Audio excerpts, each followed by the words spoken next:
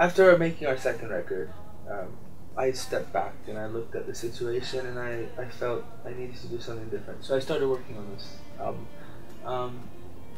And I was just maybe putting it off, having to make a decision. And I think as humans we don't like to make decisions a lot of times. You just like let things fade naturally. Mm-hmm. And that was the case with Elefant. Well, I was working on this new record called Laura and creating this new sound for what I imagined would be a career I could do for the next 40 years.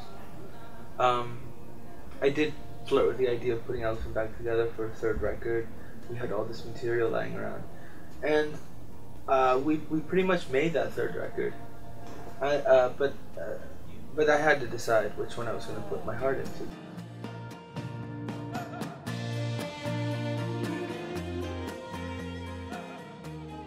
When it came time to do the solo record, I approached him to see how it would work in the studio, and we spent 3 hours, and I was convinced he was my perfect match, and for so many reasons. Sensibility-wise, we just completely connected.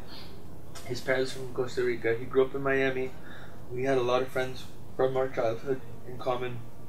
My parents are from Argentina, so he understood where I was coming from, and after a year or so experimenting with things, we really honed in on the sound, which is Laura, which is obviously sort of a modern take on like the love romantic balladeer from the early 70s that came out.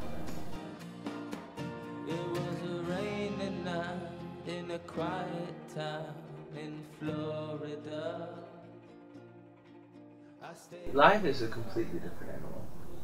What works live does not necessarily work in a studio, and vice versa. I think live is about playing to the room and to that moment in time, and whether it's yelling or whispering, it depends on the sound or the crowd, if they're attentive or not. The acoustics in the room, that goes all into it. So I love it. I find it very. I love playing acoustically like that. All the songs, come from an acoustic guitar, so it's not a stretch.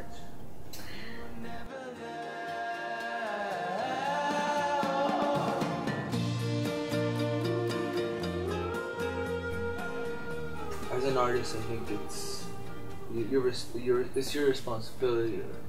It should be your goal to create art that is an extension of who you are as a person, and we're all like snowflakes, and you gotta figure out what makes you you. And I think having parents from Argentina is a big part of my DNA, and I wanted to address this on this album. So I look back to my favorite time, which was the late 60s, early 70s for music, and I unearthed all these singers that I'd listened to growing up, but I just had completely ignored because it was coming from my parents' record collection. I think as a kid you immediately don't.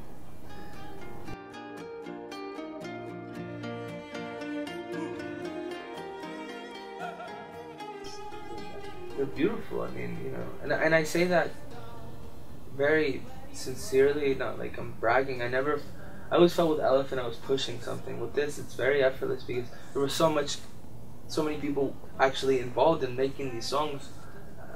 I think so special, from George to Danny. It was the first time I'd co-written with people. The irony is that it was a solo record, but I'd let all these people in because I needed to make it better. I needed to improve, and I saw areas that I could grow and better myself. A flash in the sky.